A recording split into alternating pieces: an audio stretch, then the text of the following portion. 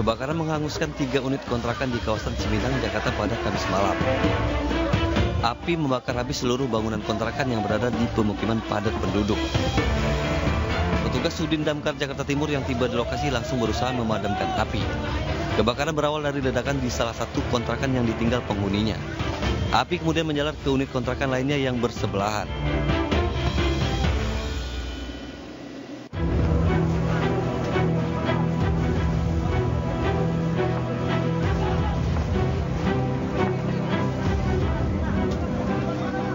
Diduga akibat korsleting listrik, 4 kios pedagang di Pasar Laino, Kecamatan Batalaiworu, ludes terbakar.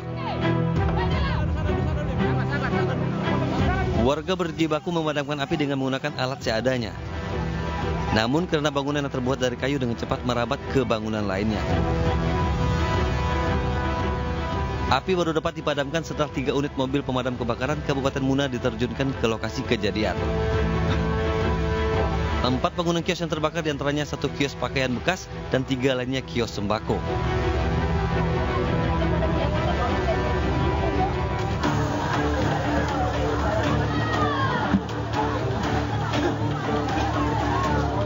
Sementara itu, kobaran api meludeskan 3 rumah semi permanen yang berada di kawasan padat penduduk Jalan Pulau Rebuk, Kelurahan Semulajadi, Kota Tanjung Balai. Warga sekitar panik saat api merambat ke rumah warga lainnya. 6 unit mobil pemadam kebakaran dikerahkan ke lokasi. Namun petugas sempat kesulitan karena akses jalan dan banyaknya warga yang menyaksikan kebakaran. Belum diketahui pasti penyebab kebakaran yang menghanguskan 3 rumah tersebut. Polisi masih menyelidiki penyebab pasti sumber kebakaran. Tim Liputan iNews melaporkan. Iya, kita awali News Today hari ini dari insiden insiden kebakaran ini pemirsa. Ada 20 kamar kontrakan di Palmerah, Jakarta Barat hangus terbakar pada Kamis malam. Ya, dan api dengan cepat meluas serta ikut membakar 5 warung makan di sekitarnya pemirsa.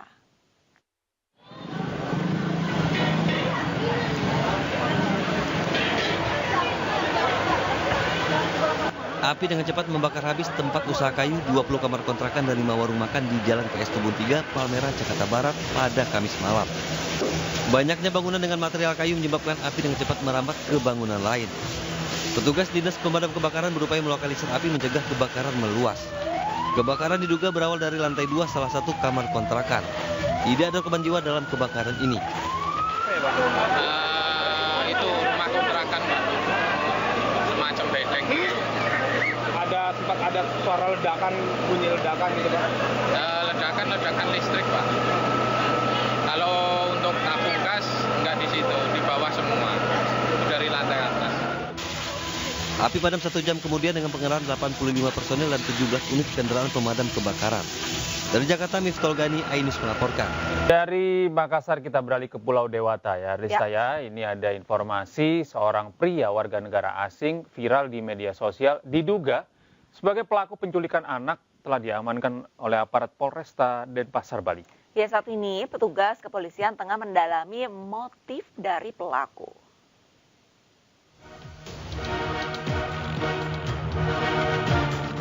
Inilah video amatir yang merekam seorang warga negara asing berinisial DCB usai diduga melakukan percobaan penculikan terhadap anak di bawah umur berusia 8 tahun di kawasan perumahan Kori Nuansa Ungasa, Kuta Selatan, Badung, Bali. Peristiwa yang terjadi saat korban bersama sepupunya pergi ke warung melewati rumah pelaku. Korban bertemu dengan pelaku dengan mengajak mengobrol, namun korban tak menggubris karena korban tak bisa berbahasa Inggris. Tiba-tiba pelaku menarik korban dan menggendong membawa ke rumahnya dan mengunci pagar rumah. Pelaku sempat mengambil pisau dapur karena takut korban berteriak dan diselamatkan oleh pihak keluarga dengan mendobrak pagar. Pukul 13.30 WITA terjadi dugaan penculikan anak di bawah umur, di mana korban inisial NPAP 8 tahun, terlapor inisial DCB 33 tahun. Terhadap terlapor sedang dilakukan pemeriksaan lebih lanjut oleh penyidik Polresta Denpasar, di mana terhadap dugaan kasus penculikan anak di bawah umur.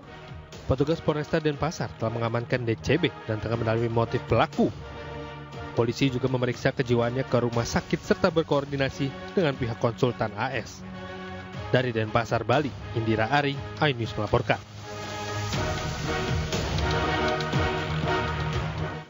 Kita ke informasi selanjutnya, Gede dan pemirsa, ini seorang wanita ditangkap petugas Direktorat Reserse Kriminal Umum Polda Jawa Barat. Ya, penangkapan wanita ini dikarenakan pelaku memiliki puluhan senjata api dan ribuan amunisi ilegal. Wah, buat apa ya ini?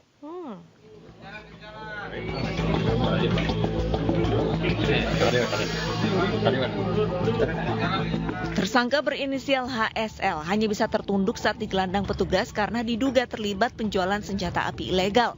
Tak hanya senjata api, dari tangan pelaku polisi juga mengamankan ribuan amunisi. Penangkapan tersangka berawal adanya laporan warga terkait adanya pengiriman senjata api ke wilayah Bandung. Dari hasil penyelidikan, petugas mendapati adanya suatu rumah di wilayah Awiligar, Kabupaten Bandung yang dicurigai sebagai gudang senjata.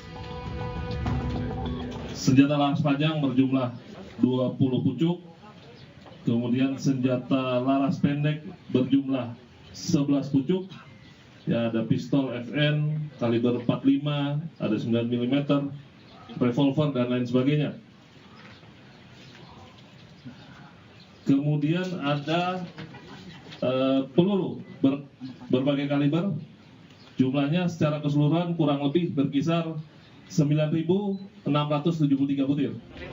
Diketahui senjata api dan amunisi adalah milik suaminya berinisial PKL yang saat ini mendekam di Lapas Cipinang, Jakarta dengan kasus serupa. Atas kepemilikan senjata, tersangka dijerat Undang-Undang Darurat dengan pidana maksimal atau hukuman mati. Dari Bandung, Jawa Barat, Jupita Melana, iNews melaporkan. Seorang ASN di Bone, Bolango, Gorontalo ditangkap polisi karena ketahuan merekam rekan kerja wanitanya di toilet. Aksi cabul pelaku ini sudah berlangsung sejak tahun 2020 dengan korban sebanyak 6 orang.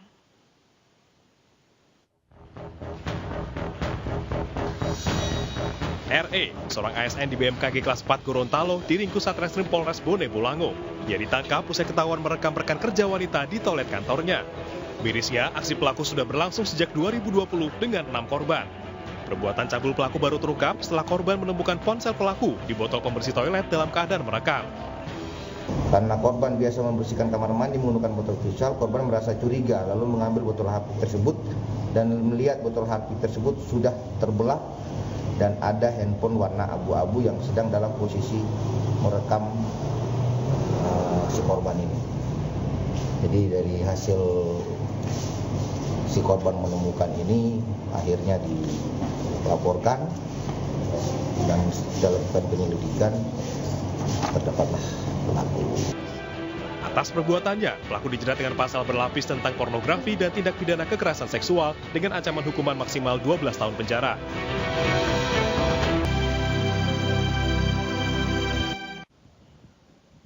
Terima kasih Anda masih bersama kami di iNews Today. Pemirsa, banjir bandang yang membawa material lumpur dan kayu merendam 3 kecamatan di Kota Palopo, Sulawesi Selatan. Selain merendam ribuan rumah, banjir bandang juga membuat sejumlah akses jalan lumpuh.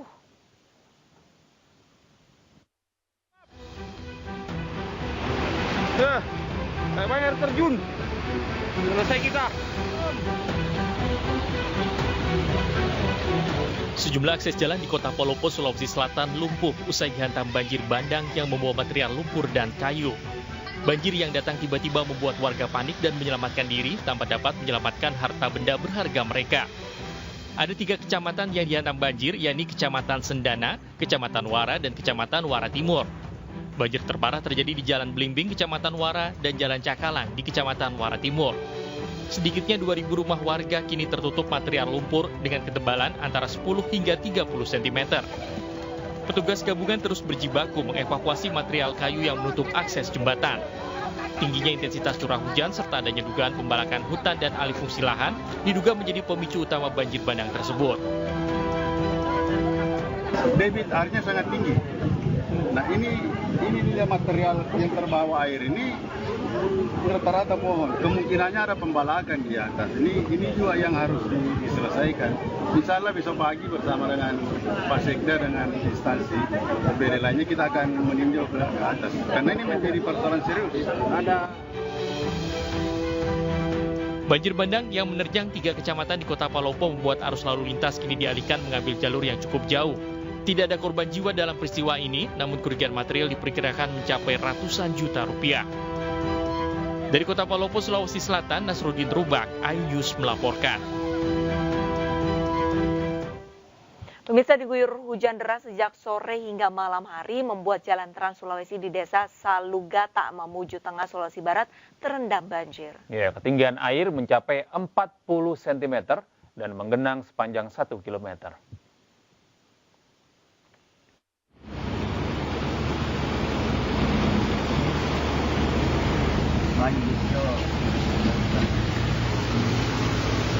Luapan sungai merendam jalan Trans Sulawesi Desa Salaguta, Kabupaten Mamuju Tengah, Sulawesi Barat. Ketinggian air mencapai 40 cm dan merendam jalan sepanjang 1 km. Sungai meluap karena hujan deras sejak Kamis sore hingga malam hari. Kondisi jalan yang berada di tengah permukiman sawit menyulitkan pengendara mencari jalan alternatif. Sehingga beberapa penghuni jalan terpaksa menunggu banjir surut untuk melanjutkan perjalanan. Sering banjir, jalan malam 1 bulan ini Pak, sudah 5 kali banjir di sini. Dan yang paling rawan ini banjirnya ini paling besar di sini karena semua air di sini rumah masuk airnya. Dari saya minta tahu sama pemerintah diperhatikan berada di sini ini. Jadi ini kalau begini. Warga berharap pemerintah setempat dapat mencari solusi agar banjir tidak terulang kembali. Dari Mamuju Tengah, Sulawesi Barat, Wahid, iNews. Kita beralih ke informasi lain, pemirsa. Sebanyak 500.000 lebih tiket ini sudah terjual untuk perjalanan kereta api dari Daop 1 Jakarta di masa angkut Lebaran 2024 gede. Ya, arus mudik Lebaran ini diprediksi akan dimulai pada tanggal 31 Maret mendatang. Wah, 2 hari lagi. 2 hari lagi. KAI Daop 1 Jakarta menyediakan tiket pada masa angkut Lebaran dengan total sebanyak 957.138 tiket. Rata-rata per hari tersedia 43.506 tiket. Terdapat 1.677 perjalanan kereta api dengan rata perharinya sebanyak 77 perjalanan kereta api dari daerah operasi Jakarta. Sejauh ini secara total sudah terjual 595.611 tiket pada masa angkut Lebaran 2024. Arus mudik Lebaran 2024 diprediksi akan terjadi pada tanggal 31 Maret hingga 21 April mendatang.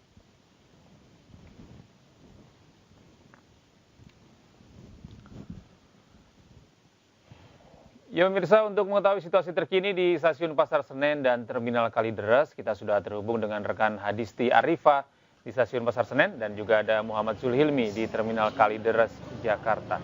Kita ke Stasiun Senen terlebih dahulu, ada rekan Hadisti. Hadisti, bagaimana acara ini mudik? Ya, tingkatan pengguna moda transportasi kereta api ini jelang mudik Lebaran. Ya, Gede dan Arlista, situasi di Stasiun Pasar Senen Jakarta pada hari ini terpantau sudah mulai ramai atau padat oleh aktivitas masyarakat yang akan menggunakan kereta api sebagai perjalanan mereka dalam arus mudik di masa angkut Lebaran 2024 ini. Memang dari KAI sendiri ini memprediksi untuk masa angkut Lebaran ini pada tanggal 31 Maret hingga 21 April nanti. Namun sepertinya ini masyarakat sudah mulai melakukan aktivitas mudik ini lebih awal karena memang pada pekan ini adanya libur panjang, sehingga ini dimanfaatkan masyarakat untuk mengawali aktivitas mudik mereka. Dan terkait ketersediaan tempat duduk di masa angkut Lebaran yakni selama 22 hari yang terhitung dari tanggal 31 Maret hingga 21 April nanti, untuk daerah operasi 1 Jakarta ini menyediakan sebanyak 957.000 tiket, yang mana kalau rata-rata perharinya ini tersedia sebanyak lebih dari 43.000 tiket. Dan sejauh ini untuk tiket yang sudah terjual pada periode tersebut sudah laku sebanyak lebih dari 595.000, yang mana kalau kita rata-ratakan perharinya ini sudah laku terjual sebanyak lebih dari 27.000. Artinya memang sudah tidak banyak lagi tiket yang tersedia pada masa angkut Lebaran nanti, yakni pada tanggal 31 Maret hingga 21 April nanti, yang mana ini hanya tersisa lebih kurangnya adalah sebanyak 369.000 tiket. Kemudian juga dari KAI sendiri ini menyampaikan bahwa puncak arus mudik sendiri untuk di Stasiun Daop 1 Jakarta Jakarta ini terjadi pada tanggal 8 April nanti, yang mana pada tanggal tersebut sudah terjual sebanyak lebih dari 41.000 tiket, kemudian disusul pada tanggal 9 April yang sudah laku terjual sebanyak 40.000 tiket, sehingga ini dihimbau kepada calon pengguna kereta api agar menghindari tanggal-tanggal tersebut untuk melakukan perjalanan, dan dihimbau untuk memesan tiket ataupun melakukan perjalanan pada tanggal 31 Maret hingga tanggal 3 April, karena pada tanggal tersebut ini masih tersisa sebanyak 40% hingga 61% ketersediaan tiket. Kemudian ini perlu kami himbau juga kepada masyarakat yang akan menggunakan kereta api sebagai pilihan perjalanan mereka agar dapat melakukan pembelian tiket ini melalui aplikasi KAI Akses ataupun juga website kai.id, atau juga dapat melalui kontak center 121 dan juga dapat melalui mitra-mitra penjualan resmi. Karena untuk loket sendiri di stasiun Senen Jakarta tempat saya melaporkan saat ini hanya menyediakan tiket go show, yang mana ini dibuka selama 3 jam sebelum perjalanan, dan dihimbau juga kepada masyarakat yang sudah membeli tiket untuk datang lebih cepat, minimal ini 1 jam sebelum perjalanan agar tidak tertinggal kereta api, karena memang kita lihat ini sudah mulai ramai dan padat aktivitas masyarakat yang menggunakan kereta api, dan perlu juga ini untuk masyarakat yang akan melakukan perjalanan agar berhati-hati dan memperhatikan barang bawaannya. Begitu, Gede, Arlista. Baik, terima kasih banyak Adisti. Langsung saja kita tanyakan untuk kondisi di mana Muhammad Zulhilmi berada. Hilmi, untuk tempat Anda saat ini apakah sudah ada lonjakan penumpang? Ya, selamat pagi Arlista, Gede, dan juga pemirsa. Meskipun Hari Raya Idul Fitri ini masih akan berlangsung sekitar 2 pekan ke depan, namun untuk saat ini situasi di Terminal Kalideres Jakarta Barat ini sudah mulai ramai oleh pemudik yang akan berangkat ke kampung halaman.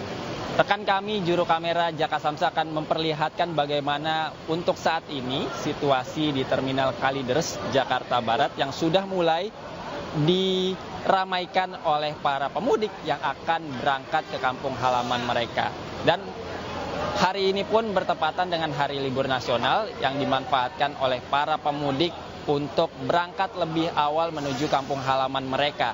Dan di Terminal Kalideres ini memang relasi ataupun tujuan favorit dari para pemudik ini mulai dari ke Pulau Jawa ataupun Jawa Barat, Jawa Tengah, Jawa Timur, bahkan hingga ke Pulau Sumatera. Dan memang untuk tahun ini diperkirakan transportasi bus ini masih menjadi favorit bagi para penumpang untuk melakukan perjalanan mudik. Dan untuk mengetahui seperti apa dan bagaimana para pemudik ini memilih berangkat lebih awal, kami akan bertanya dengan salah satu pemudik yang ada di sini. Selamat pagi, Ibu. Selamat pagi. Dengan siapa, Ibu? Dengan Halini. Ibu Halini. Iya. Oke, Ibu Halini ini kalau boleh diceritakan kenapa memilih berangkat mudik lebih awal, Bu? Karena selain menghindari macet, karena kan biasanya kalau udah mendekati hari H itu kan suka rame. Jadi kita milih hari lebih cepat supaya nggak terlalu rame, menghindari macet itu. Nanti biasanya kan di jalan itu macet. Iya. Ibu hari ini mudik tujuannya kemana? Ke Bungu, Muaro Bungu. Jambi ya? Iya, Jambi. Dengan siapa aja Ibu hari ini berangkat? Dan ada sepupu, ada tante, dan anak-anak. Kalau boleh diceritakan Ibu nih, kenapa mudik tahun ini Ibu lebih memilih menggunakan bus? Nah, karena ya lebih ekonomis.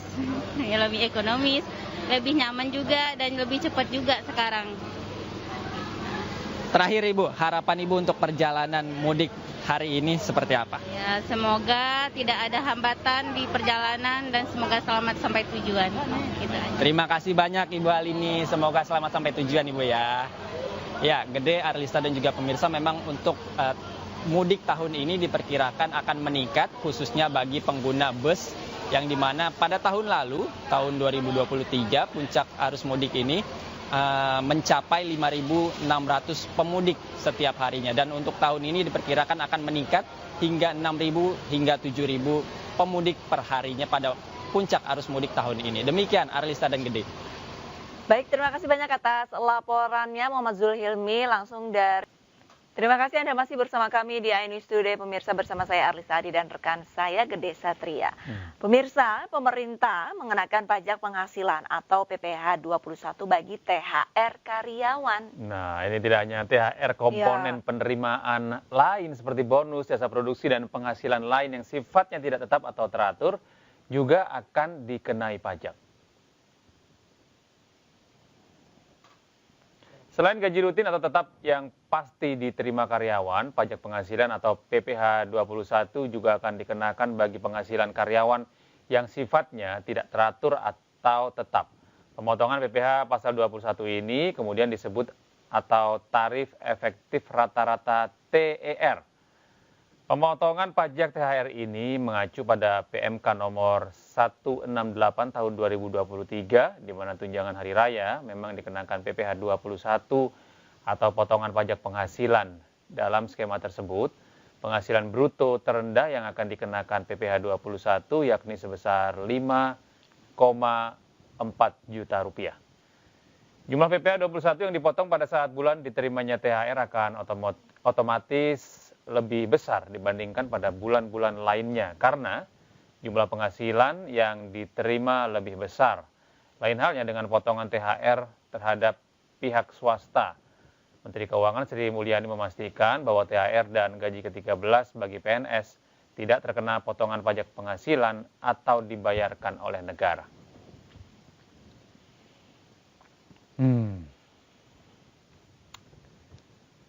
Iya, Lisa, makin banyak ya yang dikenakan pajak ya buat kita. Dan yang terbaru ini, Gede dan pemirsa, ini yang membuat karyawan ini ramai di media sosial tentang pajak penghasilan atau PPh 21 bagi THR karyawan. Ini khususnya sebenarnya sih karyawan swasta seperti kami ya. Lantas ini kenapa? Dan pemirsa di rumah mungkin pasti iya, dong. Betul, pastinya.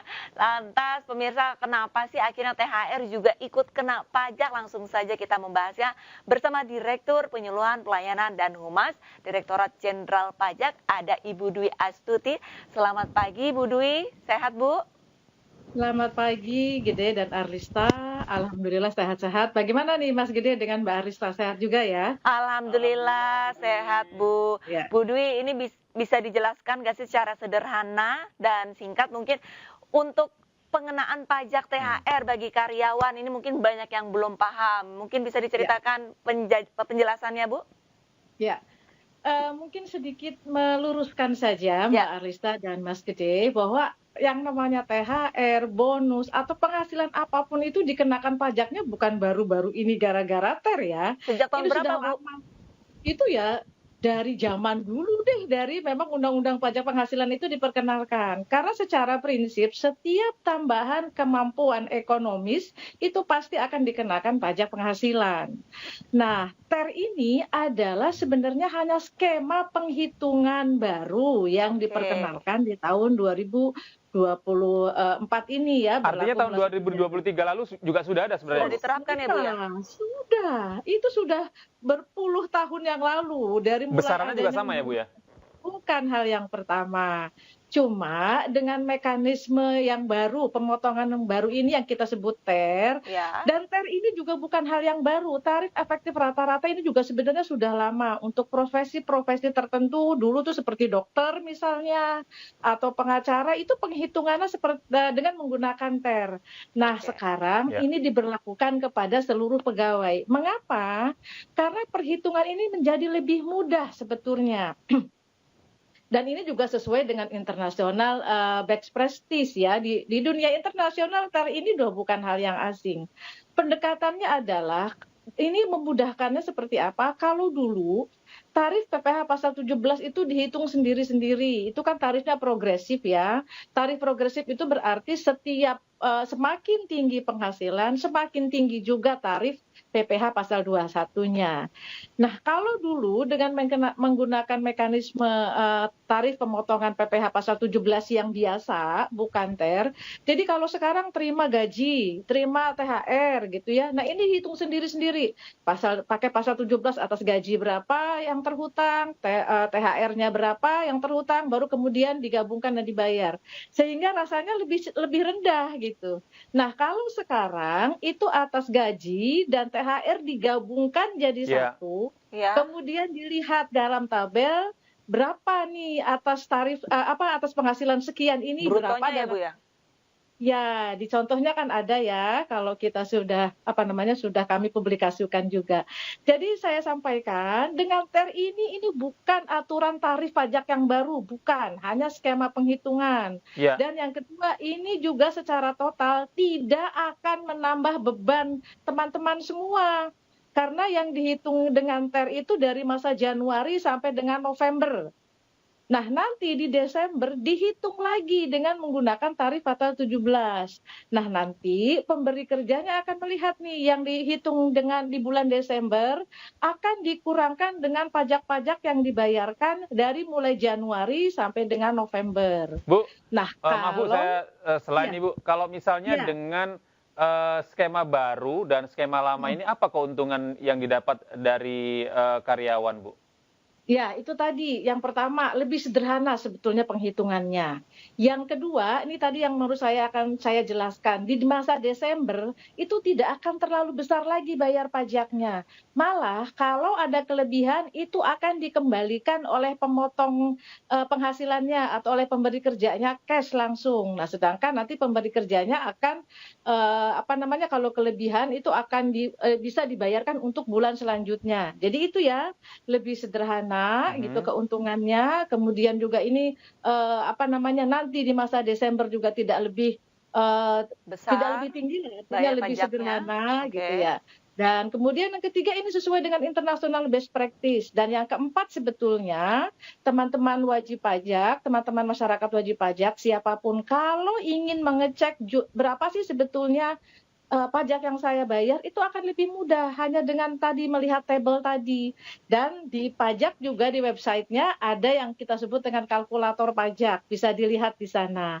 Jadi ini sebenarnya adalah kesederhanaan dan kemudahan yang disiapkan oleh pemerintah. Baik. Ya, Bu Dwi, tapi kalau kita melihat bahwa ini kan sebenarnya THR ini kan uang tambahan begitu ya Bu ya yang diberikan kepada karyawan gitu untuk memenuhi atau membayar biaya-biaya yang kita keluarkan untuk hari raya begitu ya, untuk kebutuhan yang lebih banyak daripada bulan-bulan sebelumnya begitu ya. Lalu kemudian kalau kemudian dikenai pajak yang lebih besar dibandingkan dengan bulan-bulan yang lalu, apakah ini akhirnya tidak semangatnya justru tidak memberikan kemudahan begitu kepada karyawan Bu untuk merayakan hari Lebaran begitu Bu?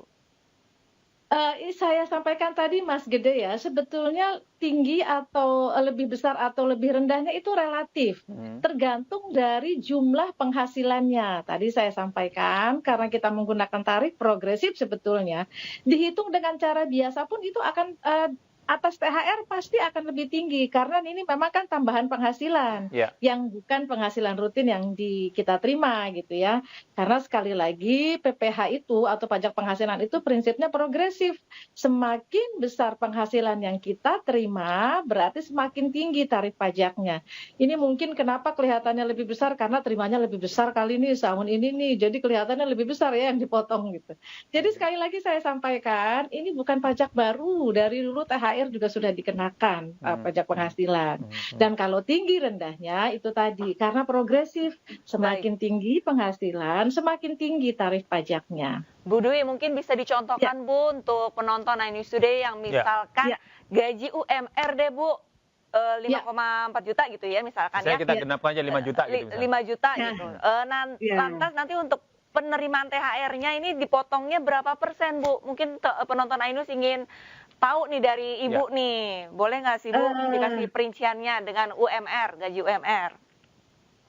Boleh sebetulnya dan itu sudah secara terbuka kami publikasikan. Silahkan diakses IG kami di Ditjen Pajak RI. Di sana jelas sekali semua ditunjukkan. Saya tidak hafal hitung-hitungannya ya, tapi izin. Ya, silahkan diakses @ditjenpajak.ri. Di sana itu contoh penghitungannya sudah jelas sekali dari mulai yang UMR katakanlah sampai dengan penghasilan tinggi. Ini kami publikasikan terus kok. Ini juga bagian dari tugas kami sebetulnya untuk mengedukasi masyarakat. Kalau yang Jadi, besaran UMR itu potongan pajak THR-nya itu berapa persen, Bu? itu pastinya yang di paling rendah ya, itu jadi kan sampai dengan penghasilan sampai dengan 60 juta itu tarifnya cuma 5% kalau dari sisi bracketnya, okay. 5%.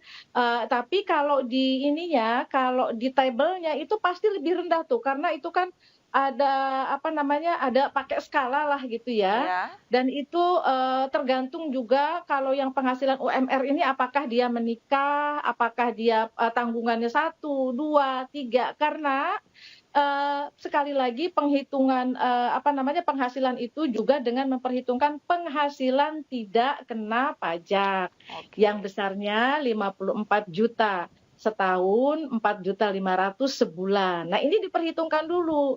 Nah dengan kalau dengan penghitungan biasa, jadi itu ya ribet nih ngitungnya. Berapa penghasilannya? Nanti penghasilan tidak kena pajaknya berapa? Tunjangan pensiunnya berapa? Tunjangan jabatannya berapa? Dihitung dulu sampai ke bawah gitu ya. Nah kalau dengan lebih sederhana. Tinggal berapa penghasilannya dikalikan dengan tarif TER-nya itu. Ada yang 0,1, ada yang 0,3, ada yang 1 dan lain sebagainya tergantung dari jumlah penghasilannya dan statusnya K1, K2, K3 atau K0. Jadi lagi-lagi ini lebih mempersingkat gitu ya. Nah, ini kalau sampai dengan malah kalau sampai dengan 5.400.000 nih ya, sebulan itu tarif TER-nya 0%. Oh, berarti gitu. Tidak dipotong pajak, Bu? Iya, tidak. Karena berarti apa? Karena itu di bawah penghasilan tidak kena pajak. Ini saya kebetulan ada catatannya. Penghasilan bulanannya 5.400.000 sampai dengan 5.650.000 itu tarif TER-nya 0,25%. Oke, berarti untuk teman-teman yang karyawan yang gajinya UMR ini patut berlega hati ya Bu ya, karena banyak mereka yang masih belum paham Ibu. Jadi dengan adanya penjelasan dari Ibu mereka mungkin bisa tercerahkan. Terima kasih Mbak Arlista kesempatannya, Mas Gede untuk menjelaskan ini. Terima kasih Ibu Dwi atas waktunya bisa bergabung bersama kami di iNews Today. Terima kasih. Beraktivitas Ibu. Terima kasih banyak Bu Dwi. Ya, selamat pagi. Nah, kalau kita tadi kan sudah bahas nih bersama Ibu Dwi kan dari Dirjen Pajak nih, betul. Kita akan melihat nih bagaimana pandangan atau perspektif dari Indef terkait dengan kebijakan ini. Sini kita akan terhubung dengan Direktur Eksekutif Indef, ada Ibu Esther Sri Astuti. Selamat pagi Bu Esther. Esther. Pagi, Mbak. Iya.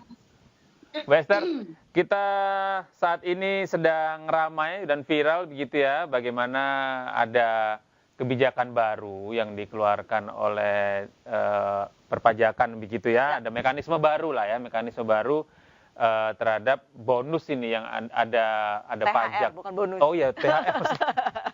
THR ya. Nah kalau tanggapan Anda seperti apa Bu Esther?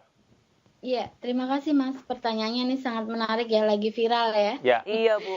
Jadi kalau bonus tantiem sih boleh ya, dipajakin ya, karena ini best practice-nya memang di negara-negara lain itu memang dikenakan pajak gitu. Jadi ketika bonus tahunan gitu ya, seperti tantiem ya, itu kan bisa dipajakin, dikenakan pajak ekstra gitu. Tapi kalau THR enggak dong harusnya. Oke. THR ini kalau dalam pandangan Anda komponennya seperti apa? Harus masuk di mana nih? Kalau bukan bonus ya? Iya, kalau THR itu kan namanya juga tunjangan hari raya gitu kan. Jadi that's not a bonus gitu kan. Nah, kalau best practice-nya di negara lain itu seperti tunjangan atau allowance untuk musim panas ya, liburan gitu. Iya. Jadi kalau orang pada saat musim panas itu di Eropa itu diberikan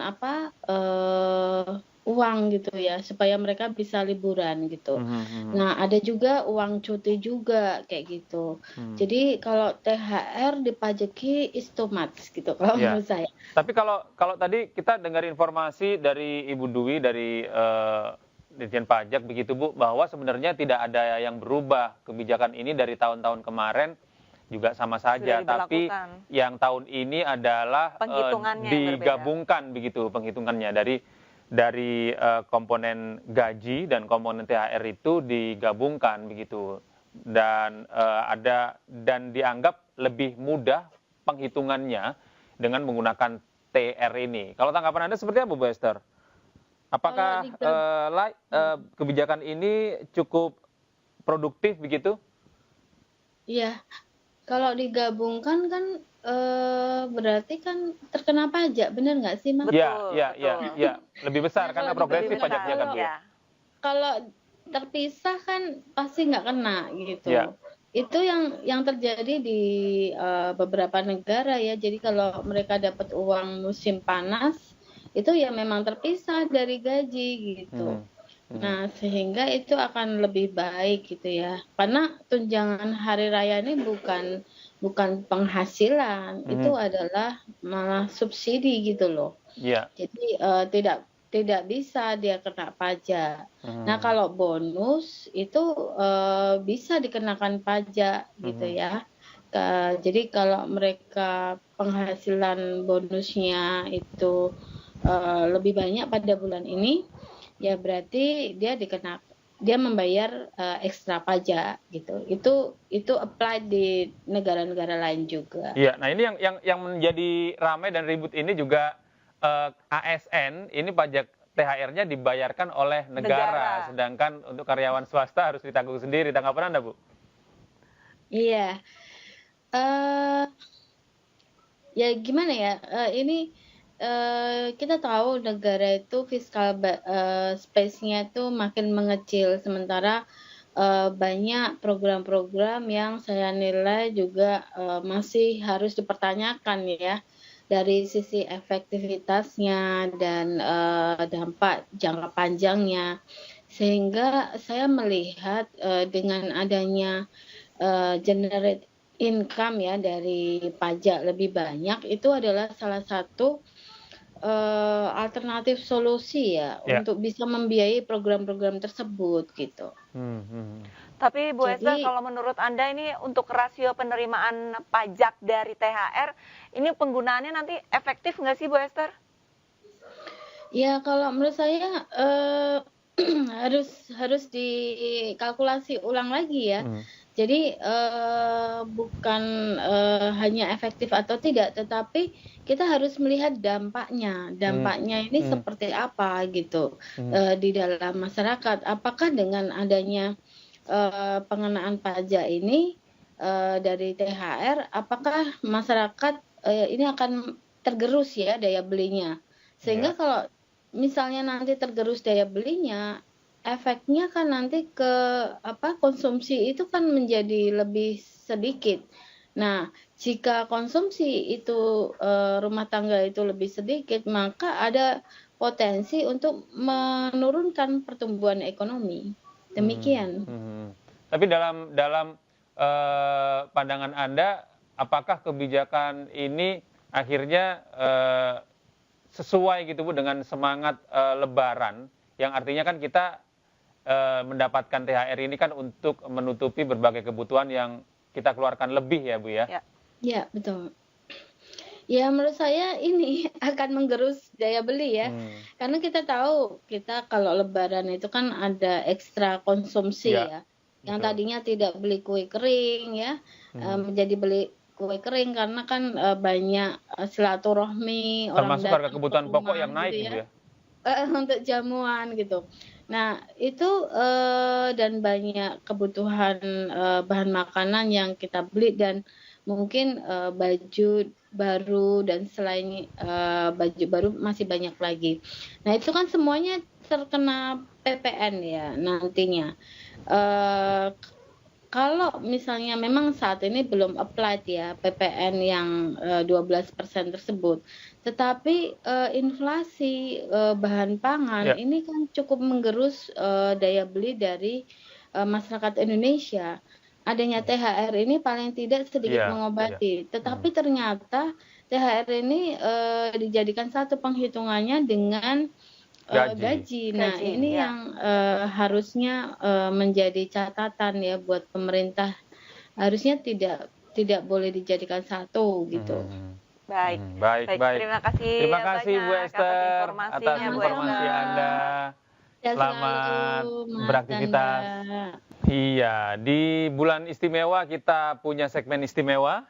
Ini segmen yang bisa kita gunakan untuk merefleksikan diri, bertanya-tanya seputar permasalahan dengan Ustadz begitu ya. Nih kita langsung saja menyapa Ustadz kita hari ini, ada Ustadz Amirullah Daud, pimpinan Pondok Pesantren Modern dan Yatim Halimatus Sa'diyah, dan Haji Nur Insani. Assalamualaikum Pak Ustadz. Waalaikumsalam warahmatullahi wabarakatuh. Iya, alhamdulillah, terima kasih Pak Ustadz sudah bisa bergabung bersama kami di iNews Today ini Pak. Pak Ustadz, ini kalau misalnya melihat kasus sebelumnya, ini tadi kan ada informasi maling baju lebaran. Nah ini betul. Kalau menurut Anda, ini pandangan baju lebaran dalam Islam, karena kan banyak budaya yang apalagi di Indonesia ya, kalau lebaran tuh semuanya serba baru. Harus baru gitu sepertinya baju ya. Baru, sepatu sampai baru. Dipaksakan untuk mencuri nih Pak Ustadz. Dalam pandangan Islam dan dalam pandangan Anda sebenarnya sepenting apa sih, seperlu apa kita harus menggunakan baju baru di hari raya nanti Pak Ustadz? Iya, kalau dalam pandangan Islam ya sebenarnya nggak ada kewajiban kita harus pakai baju baru di di hari raya Idul Fitri ya. Tapi memang ini kan menjadi tradisi di bangsa kita, kalau masuk tahun baru tuh biasanya memang sibuk dengan urusan baju baru, kemudian dengan kue-kue gitu. Nah sebenarnya kalau kejadian-kejadian begini nih, ada hal yang mesti kita ini kan bentuknya sosial ya. Seharusnya orang-orang yang punya gitu ya, coba perhatiin lah orang-orang yang nggak punya, sehingga jangan sampai mereka mencuri gitu, saling berbagi gitu kan, itu yang paling penting. Berkahnya bulan Ramadan itu kan bisa saling berbagi dengan orang gitu. Nah sebaiknya memang orang juga nggak bisa langsung ambil punya orang, bisa nyari, minta ke siapa, insya Allah dikasih kok di bulan Ramadan. Dan yang paling hebatnya lagi satu lagi tuh, jangan main hakim sendiri, kesian. Orang nyuri baju digebukin, langsung dipukulin, dirusak, gitu ya. Padahal cuma baju doang buat lebaran. Padahal ada loh yang lebih gede tapi nggak digebukin, kan itu bahaya. Itu yang mestinya kita lihat gitu ya. Mudah-mudahan lah ini nggak terulang lagi gitu. Kalau memang ada di antara kita saling sosialnya tertampung, insya Allah nggak akan terjadi. Harus peka ya Pak Ustadz ya, dengan lingkungan kita ya. Bulan Ramadan ini kan bulan berbagi gitu. Ya, ini berikutnya nih Pak Ustadz. Ini lagi viral nih. THR kita dipajekin lebih nih Pak Ustadz. Dalam pandangan Anda seperti apa Pak Ustadz? Iya, ini yang punya yang bakal protes ya kayak Mas Gede sama Mbak Arli. Pak Ustadz enggak ya? Sama pegawai-pegawai yang lain. Tapi intinya gini, ada kewajiban dua kan kita sebagai manusia ya. Satu sebagai orang yang beragama, kita sebagai umat Islam, kita punya kewajiban bayar zakat. Itu kewajiban tuh. Apabila ada haul, apabila sampai haulnya dan nisabnya sudah sampai, maka dia wajib keluarin zakat malnya. Tapi ada juga kita sebagai manusia, ada sebagai warga negara yang harus kita menjalankan kewajiban kita sebagai warga negara. Maka sebagai umat Islam yang baik, dua-duanya harus jalanin. Kalau memang pemerintah memerintahkan kita untuk membayar pajak, sebagai warga negara yang baik, ya bayar pajak. Kalau kita sebagai umat Islam mengaku bahwa diri kita sebagai umat Islam yang baik, ya bayar zakatnya setiap tahunnya. Jadi dua-duanya harus jadi yang terbaik gitu. Kalau menurut saya. Jadi luar biasa. Berarti harus legowo ya kalau dikenakan pajak ya. Insya Allah rezekinya tambah dari yang lain, insya Allah. Insya Allah. Luar biasa. Siap Pak Ustadz. Insya Allah. Nah ini Pak Ustadz, ini ada pertanyaan nih dari netizen kita nih. Kita lihat terlebih dahulu. Ini ada @Mariam mau bertanya Pak Ustadz, bagaimana hukum yang hamil dan menyusui di bulan Ramadan? Jika tidak berpuasa, apakah harus mengganti puasanya atau cukup membayar fidyah? Ya gini, untuk puasa sebenarnya ini puasa ada keringanan yang bisa diberikan oleh orang-orang yang bisa diberikan oleh agama. Ada beberapa nih golongan yang boleh membatalkan puasa. Yang pertama orang yang sakit, itu boleh tuh batal puasa. Kemudian orang yang dalam perjalanan, Nah, kemudian orang yang tua renta yang tidak boleh dia berpuasa lagi, nggak bisa lah, kira-kira puasa dia nggak akan bisa, maka dia boleh membatalkan puasa. Dan yang keempat ini adalah orang yang hamil dan menyusui. Iya. Nah, ini semua butuh kejujuran nih dalam diri kita. Nggak bisa kalau kita nggak jujur gitu. Karena gini, orang yang berpuasa dia boleh nih sakit. Sakit boleh nggak sih dia batalin puasa? Boleh dia batalin puasa. Tapi dia harus mengganti puasanya di hari-hari lain di luar bulan Ramadan. Tapi sakitnya itu dia bisa sadar diri, sakitnya benar-benar sakitnya nih. Sakitnya memang yang harus dibatalkan puasanya. Tapi kalau cuman flu, batuk, kira-kira cuman ada bisul gitu, kemudian dia kemudian batal puasa kan, itu nggak masuk gitu. Termasuk orang yang melakukan perjalanan, dia melakukan perjalanan, kira-kira dia jujur dirinya, memberatkan nggak perjalanan itu buat dia? Kalau itu memberatkan, maka dia boleh batal dan digantikan puasanya di lain hari. Kalau ini enggak, maka sebaiknya dalam Islam tetap lakukan puasa. Nah, termasuk orang yang hamil dan menyusui, itu dia bisa berpikir dalam dirinya ini membahayakan nggak buat dirinya, atau membahayakan nggak buat janinnya. Kalau itu membahayakan, maka dia boleh membatalkan puasa. Nah, jumhur ulama, hampir kebanyakan ulama itu tetap tidak ada fidyah. Kalau orang yang sudah batal puasa, dia seharusnya membayar qadha puasanya. Ingat ya kata Siti Aisyah, nahnu la nu'maru biqada'i shalah walakinna nu'maru biqada'i siyam. Orang yang haid itu dia tidak diperintahkan oleh Allah untuk mengkodok sholat, tapi untuk mengkodok puasa. Nah, kita lihat lagi diri kita sendiri. Kalau misalkan memang kita sanggup untuk mengkodok puasa di hari-hari selanjutnya setelah Ramadan, maka kodok itu lebih baik. Tapi kalau nggak sanggup, boleh membayar fidyah gitu. Jadi fidyah itu alternatif kedua lah.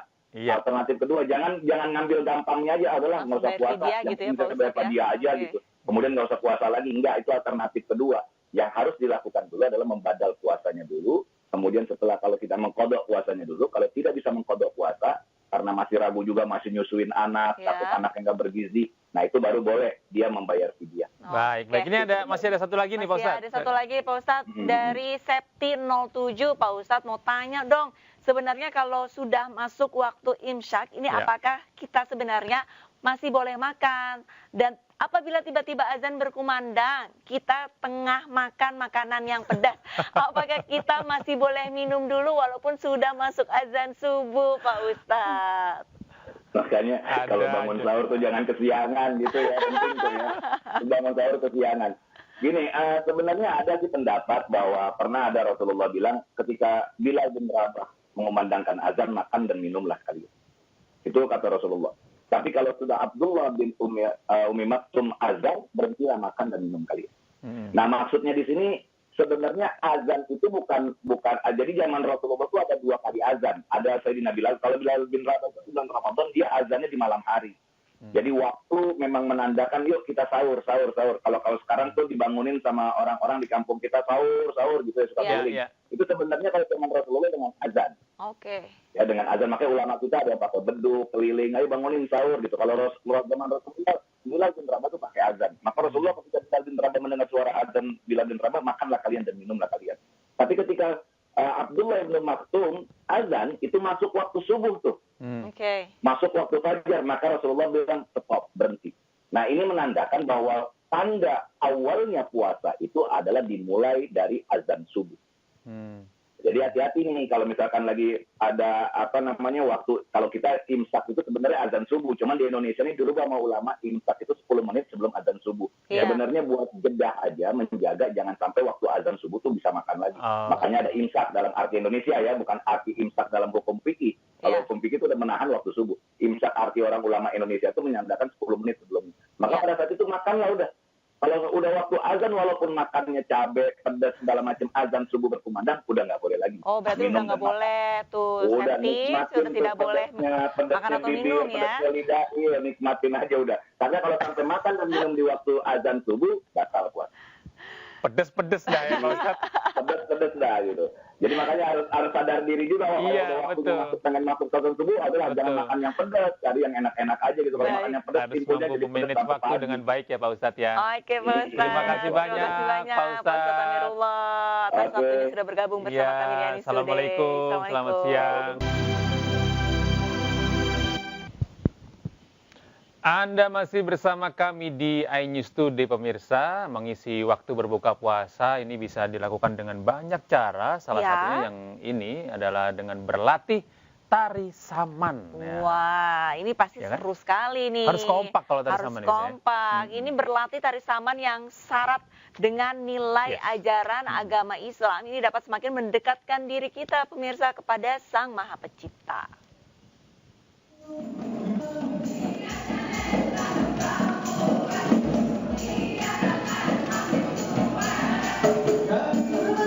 Inilah kegiatan yang diisi oleh anak-anak di salah satu sekolah swasta di Cibubur dalam mengisi waktu menjelang berbuka puasa atau biasa disebut dengan ngabuburit.